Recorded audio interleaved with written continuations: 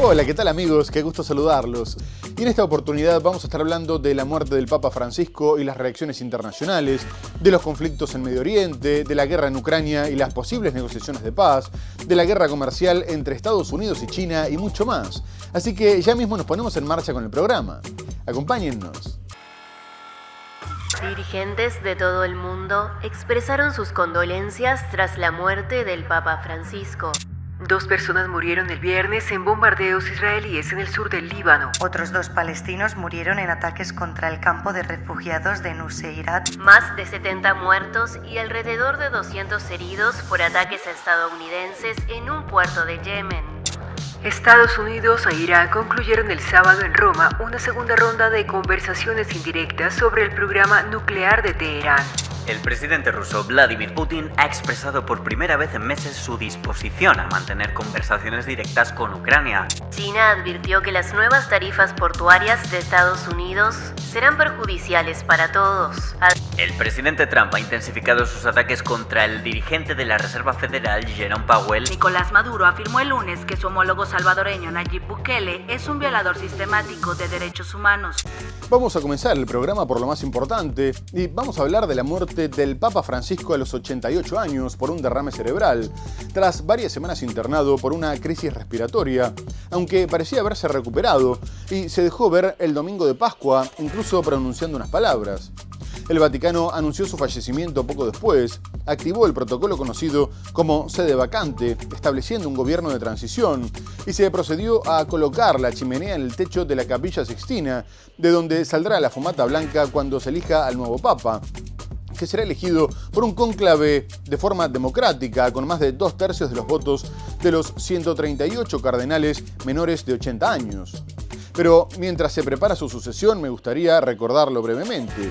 Nacido en Buenos Aires, se convertiría en el primer papa no europeo en más de 10 siglos y también en el primero en ser jesuita. Su cambio con respecto al conservador Benedicto XVI fue muy notorio en su intento de acercar a la Iglesia a los más humildes, algo que se esperaba después de que eligiera su nombre en honor a San Francisco de Asís y de su presentación inicial como obispo del pueblo, aunque su postura progresista se hizo más visible durante su papado que como arzobispo. De cualquier forma, se destacó su papel durante la dictadura, permitiéndoles a los perseguidos refugiarse en el seminario e incluso ayudándolos a salir del país.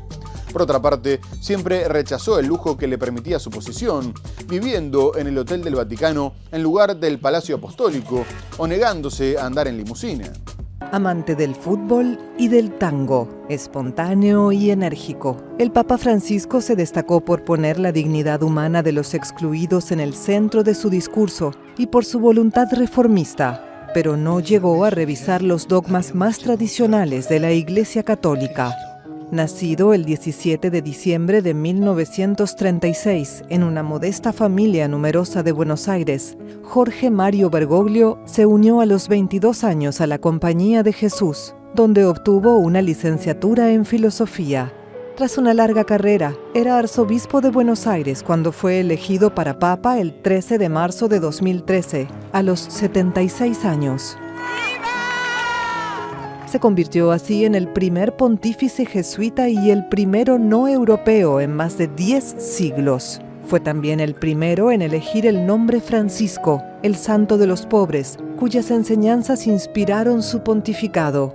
Durante su papado persiguió sin descanso su principal objetivo: reformar la Iglesia Católica para que fuera más cercana a los desfavorecidos y marginados. Marcado por la crisis económica argentina de 2001, también fue muy crítico con el neoliberalismo y puso el foco en la justicia social, la ecología y la defensa de los migrantes que huyen de la guerra y la miseria. Durante su primera Semana Santa en el Vaticano, visitó una prisión de Roma donde lavó y besó los pies de los detenidos. Fue el primero de una serie de poderosos gestos simbólicos que contribuyeron a darle un perfil distinto al de su predecesor, el tradicionalista Benedicto XVI. De cualquier forma, su legado religioso y político es mucho más grande. El Papa, que pidió una iglesia pobre y para los pobres, impulsó reformas estructurales en la curia con el objetivo de descentralizar el poder. Le dio a las mujeres puestos de alta responsabilidad, como la gobernación del Estado Vaticano. aprobó nuevas normas de rendición de cuentas para los casos de abuso dentro de la institución. A su vez, renovó las finanzas tras varios escándalos con la creación de un secretariado para la economía y medidas anticorrupción.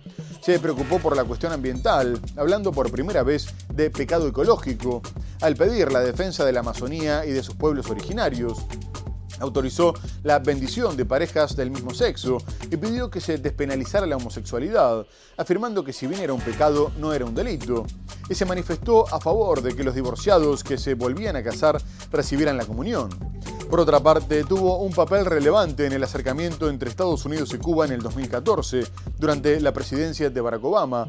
En el 2018 firmó un acuerdo con China relativo al nombramiento de obispos y apoyó el proceso de paz en Colombia.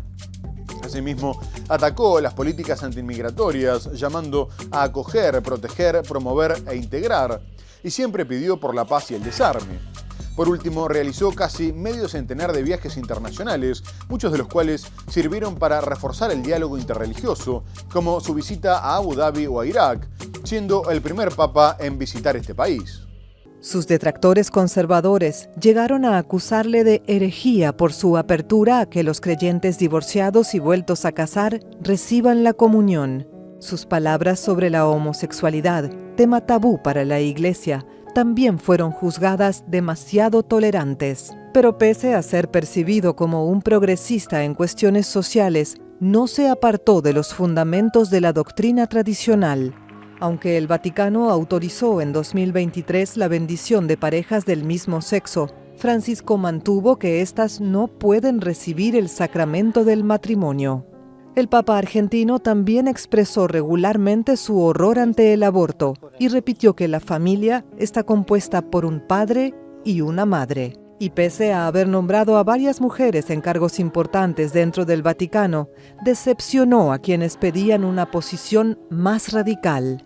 Francisco hizo de la defensa del medio ambiente uno de los pilares de su pontificado, con su encíclica Laudato Si, dedicada al tema y publicada en 2015. Además, en 2020 hizo un pedido en defensa de la Amazonía, en el que introdujo lo que llamó pecado ecológico. También se posicionó como firme opositor a los conflictos bélicos, condenando tanto a los fabricantes de armas como a la indiferencia de la sociedad. Reactivó la diplomacia del Vaticano al firmar un acuerdo histórico con China para el nombramiento de obispos. Facilitó el deshielo entre Estados Unidos y Cuba bajo la presidencia de Barack Obama y apoyó el proceso de paz en Colombia. Pero por supuesto su muerte generó una gran cantidad de reacciones en todo el mundo. En primer lugar, se destacó el mensaje de Donald Trump, que tras mantener varios roces por su política antiinmigratoria, se limitó a escribir «Descanse en paz y que Dios lo bendiga», aunque su vicepresidente católico, J.D. Vance, que fue el último dirigente en reunirse con él, fue bastante más efusivo. A su vez, el expresidente Barack Obama dijo que fue un líder excepcional, que los había inspirado a ser mejores personas con su humildad y sus gestos sencillos pero profundos, como abrazar a los enfermos, atender a las personas sin hogar o lavar los pies de los jóvenes presos. En el Reino Unido, el rey Carlos III reconoció su incansable servicio al mundo. El francés Emmanuel Macron dijo que había querido llevar alegría y esperanza a los más pobres. El español Pedro Sánchez recordó su compromiso por la paz, la justicia social y los más vulnerables. La mexicana Claudia Sheinbaum destacó que fue un humanista que optó por los pobres, la paz y la igualdad, dejando un gran legado de amor al prójimo. El brasileño Luis Ignacio Lula da Silva declaró 7 días de luto y destacó que la humanidad había perdido una voz de respeto por los demás, mientras que el argentino Javier Milei lamentó el fallecimiento, pero decidió también resaltar sus diferencias. Asimismo, el presidente ucraniano Volodymyr Zelensky recordó que el Papa había rezado por la paz en su país. El ruso Vladimir Putin lo recordó como un defensor de los más altos valores del humanismo y la justicia. El presidente de la Autoridad Nacional Palestina, Mahmoud Abbas, lamentó que el pueblo palestino haya perdido a un amigo fiel. Israel destacó su compasión sin fin, e Irán dijo que rezaría por su paz. Dirigentes de todo el mundo expresaron sus condolencias tras la muerte del Papa Francisco. El presidente de Argentina, Javier Milei, rindió tributo a su compatriota, a quien se dijo honrado de haber conocido en su bondad y sabiduría, a pesar de las diferencias entre ambos líderes. Por su parte, el rey Carlos III de Inglaterra dijo que estaba profundamente entristecido por la muerte del Papa, indicando que sirvió al mundo con devoción durante toda su vida.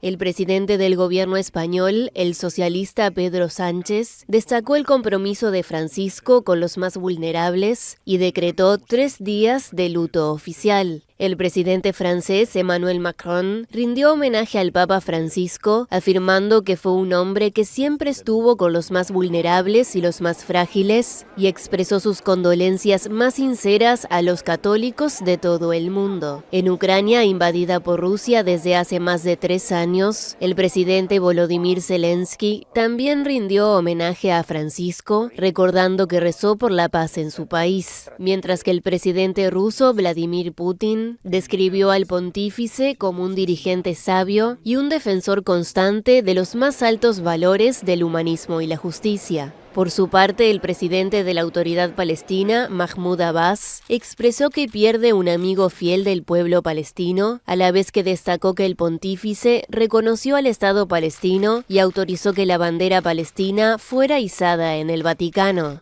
Y ahora quisiera pasar a hablar del conflicto en Medio Oriente. El mandatario israelí Benjamin Netanyahu aseguró que no tenía otra opción que continuar con el conflicto armado en Gaza porque necesitaban destruir a Hamás, liberar a los rehenes y garantizar la seguridad de Israel. Además, en un momento en el que Egipto y Qatar, que hacen de mediadores, le entregaron una nueva propuesta de paz a una delegación de Hamás que contempla un alto al fuego de entre 5 y 7 años, Netanyahu descartó que se pudiera llegar a un acuerdo con la organización islamista para que libere a todos los rehenes y después continuar con las operaciones, porque la comunidad internacional no lo permitiría y que los que defendían esa táctica no entendían cómo funcionaban las relaciones internacionales. De cualquier forma, intentó rebajar la presión interna por los rehenes, afirmando que había sido Hamás el que había rechazado un acuerdo para liberarlos. No obstante, su propio ministro de Finanzas, el ultraderechista Bezalel Smotrich, reconoció que el retorno de los cautivos no era el objetivo más importante del gobierno, lo que por supuesto provocó la indignación de los familiares. Asimismo, Israel comunicó que la investigación sobre el asesinato de 15 socorristas que se trasladaban en ambulancia con las luces encendidas y a baja velocidad determinó que había sido un error y no una ejecución. Israel sostuvo que hubo faltas profesionales y órdenes incumplidas y anunció que despediría a un comandante adjunto, pero la Media Luna Roja dijo que Israel llevaba a cabo una política de distorsión sistemática de la verdad para que sus soldados no rindieran cuentas, ya que estaba claro que atacaban sistemáticamente al personal sanitario de la franja. El primer ministro israelí, Benjamin Netanyahu, afirma que su país no tiene otra opción que seguir luchando en Gaza. También añadió que la guerra solo terminará si se alcanzan 3 objetivos principales: destruir a Hamás, liberar a los rehenes y garantizar la seguridad futura de Israel. Los comentarios se produjeron mientras Israel sigue intensificando sus operaciones en el enclave. Al menos 92 palestinos murieron en ataques aéreos israelíes en 48 horas y más de 200 resultaron heridos. El número de muertos también ha superado los 51.150 según el Ministerio de Sanidad de Gaza, dirigido por Hamás. Un ataque contra una zona civil de la localidad septentrional de Bet Lahia causó al menos 4 muertos. Otros 2 palestinos murieron en ataques contra el campo de refugiados de Nuseirat en el centro. Y en el sur, al menos 10 personas murieron cuando las fuerzas israelíes atacaron un campamento improvisado de tiendas de campaña en Jan Yunis que albergaba palestinos desplazados. Una investigación israelí sobre la muerte de 15 médicos palestinos el mes pasado en Gaza a manos de las fuerzas israelíes ha revelado que hubo fallos profesionales y que despedirá a un comandante adjunto. Según el ejército israelí, la investigación concluyó que el comandante adjunto, debido a la escasa visibilidad nocturna, consideró que las ambulancias pertenecían a militantes de Hamás. 8 miembros de la Media Luna Roja, 6 trabajadores de defensa civil y un miembro del personal de la ONU murieron en el tiroteo perpetrado antes del amanecer del 23 de marzo por tropas israelíes en un distrito de la ciudad de Rafah. No es la primera vez que Israel se enfrenta a acusaciones de matar a trabajadores humanitarios y de emergencias en la guerra de Gaza. Según la ONU, Los ataques israelíes han matado a más de 150 socorristas de la Media Luna Roja y de Defensa Civil. Mientras tanto, Israel continúa buscando el fin de la tregua en el Líbano, bombardeando el territorio en medio del alto al fuego con Hezbolá. Israel asegura que son ataques puntuales contra milicianos, como el que eliminó al encargado del despliegue de los sistemas de comunicación o al número 2 de la unidad de contrabando de armas, que operaba junto a funcionarios iraníes.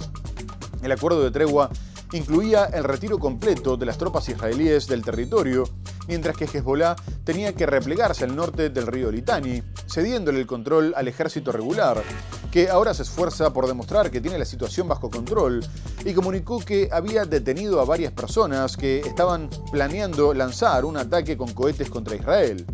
Este es el segundo arresto que tiene lugar por el mismo motivo, y el primer ministro Nawaf Salam celebró las operaciones preventivas del ejército y el esfuerzo de todos los organismos de seguridad para frustrar los planes de involucrar al Líbano en más guerras, y agregó que se trataba de la confirmación de que el gobierno estaba cumpliendo con sus obligaciones relativas a la exención de la plena soberanía sobre su territorio y el monopolio de la fuerza, en un momento en el que se realizan preparativos para las negociaciones entre el gobierno libanés y Hezbolá, con el fin de que la organización islamista entregue las armas.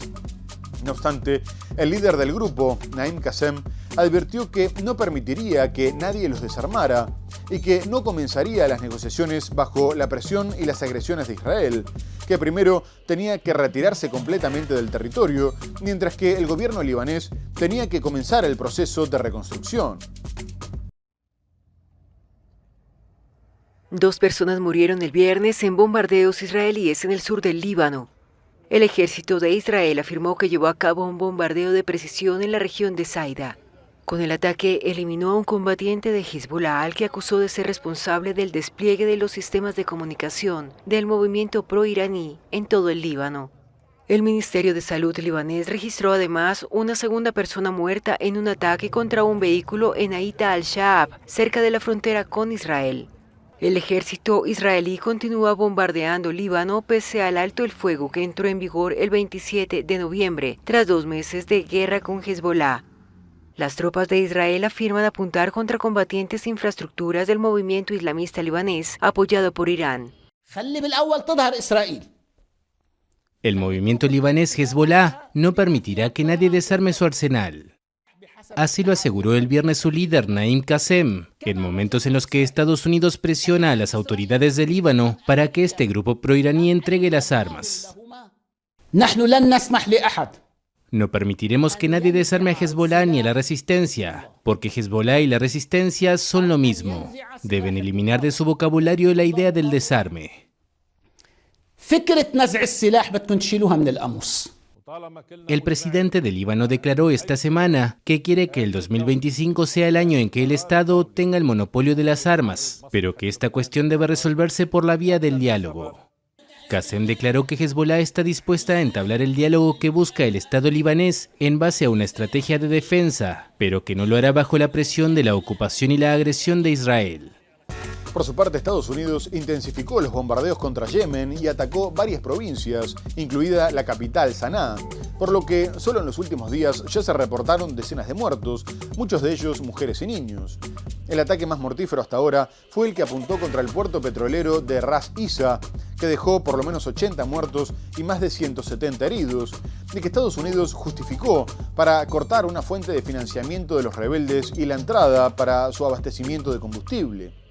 Además, se asegura que Washington está buscando reactivar el conflicto interno promoviendo una ofensiva terrestre contra los hutíes en busca de capitalizar el debilitamiento que provocarían los bombardeos. Los rebeldes chiitas, que continúan con sus ataques contra los barcos mercantes que cruzan por el Golfo de Edén en solidaridad con los palestinos de Gaza, denunciaron que los fallecidos eran los trabajadores civiles de la petrolera y aseguraron que el aumento de los bombardeos de Estados Unidos provocarían una escalada, porque solo conducirían a más ataques de su parte. A su vez, Irán, que lidera el eje de la resistencia al que pertenecen los hutíes, condenó los ataques, denunciando que constituían una flagrante violación de los principios fundamentales de la Carta de Naciones Unidas, al tiempo que Hamás aseguró que se trataba de un crimen de guerra demostrado. Por su parte, el secretario general de Naciones Unidas, Antonio Guterres, dijo que estaba seriamente preocupado por los bombardeos de Estados Unidos y la cantidad de víctimas civiles, aunque también instó a los hutíes a que dejaran de atacar embarcaciones comerciales y el territorio israelí. Más de 70 muertos y alrededor de 200 heridos por ataques estadounidenses en un puerto de Yemen. El ejército de Estados Unidos reivindicó la destrucción de la terminal petrolera de Ras Issa en el Mar Rojo con el objetivo de cortar una fuente de suministro de combustible y de financiación de los rebeldes hutíes. La concentración militar estadounidense y la continua agresión contra nuestro país solo conducirán a más ataques, atentados, choques y enfrentamientos. Washington realiza bombardeos casi a diario desde el 15 de marzo para tratar de acabar con la ofensiva que los hutíes llevan a cabo contra buques civiles y militares en esas aguas clave para el comercio mundial. Los rebeldes, que controlan amplias partes del país, incluida su capital Saná, comenzaron sus ataques a finales de 2023 en apoyo a los palestinos de la Franja de Gaza en la guerra entre el movimiento islamista Hamas e Israel. Por su parte, Irán, que apoya a los hutíes, condenó el viernes los bombardeos y aseguró que constituyen una flagrante violación de los principios fundamentales de la Carta de las Naciones Unidas. Hamas también denunció una agresión flagrante y un crimen de guerra demostrado. Estados Unidos, que catalogó en marzo a los hutíes como una organización terrorista, acusa a este grupo de acaparar los ingresos de este puerto situado al norte de Odeida, una de las ciudades más pobladas de Yemen. Asimismo, Estados Unidos e Irán continuaron con las negociaciones para renovar el acuerdo nuclear del que Donald Trump se retiró de forma unilateral durante su primer mandato. No obstante, el presidente republicano quiere limitar urgentemente el programa nuclear del país persa, ya que varios expertos sostienen que no está lejos de poder conseguir un arma atómica, aunque los iraníes aseguran que ese no es su objetivo. Y las 4 horas de reuniones que mantuvieron en Roma fueron calificadas por Teherán como muy productivas, ya que, según el ministro de Exteriores iraní, Abbas Araghchi, llegaron a un entendimiento sobre principios y objetivos y pactaron encargar a expertos la elaboración de un proyecto de acuerdo. Además, agregó que no había razón para ser pesimistas en exceso y que las conversaciones se habían desarrollado en un buen ambiente, aunque estuvo en una habitación separada a la del enviado especial de Washington, Stephen Witkoff, y el canciller de Omán era el encargado de trasladar los mensajes.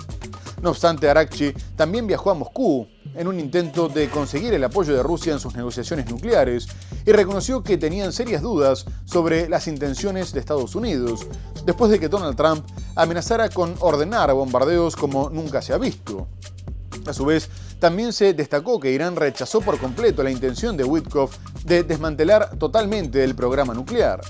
Mientras tanto, el mandatario israelí Benjamin Netanyahu continúa promoviendo un ataque decisivo contra las instalaciones nucleares de la República Islámica y aseguró que no iba a retroceder ni un milímetro en su intención de impedir que consiguieran armas nucleares.